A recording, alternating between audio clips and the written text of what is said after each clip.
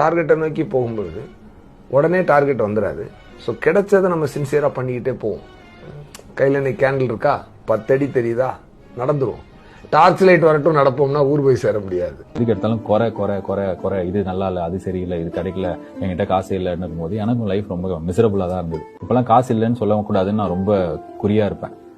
ஏன்னா இல்லைன்னு சொல்லும் போது என்கிட்ட வரவே இல்லை.